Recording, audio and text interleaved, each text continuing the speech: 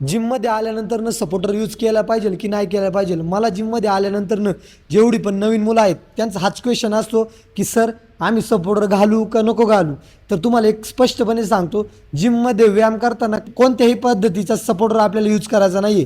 Supporter हा कोणत्या गेममध्ये यूज केला जातो, ज्या गेममध्ये आपल्या टेस्टिकल्सला इंजुरी होण्याची शक्यता असते त्याच गेममध्ये आपल्याला सपोर्टर यूज करायचा आहे.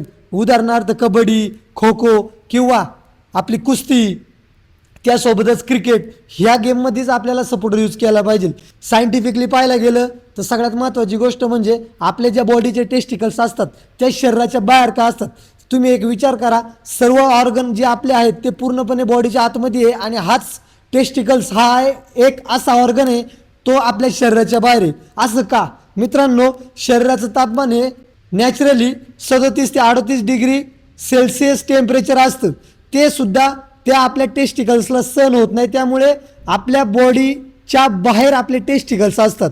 हा पण डिफरन्स तुम्ही लक्षात घ्या मित्रांनो. उगाच जिममध्ये सपोर्टर घालून त्या टेस्टिकलचे फंक्शन अजून तुम्ही बिघडू नका. त्यामुळे तुम्ही ज्या क्षेत्रामध्ये इंजुरी होण्याची शक्यता राहते त्या क्षेत्रामध्ये तुम्ही सपोर्टर यूज करा, जिममध्ये बिलकुल यूज करू नका.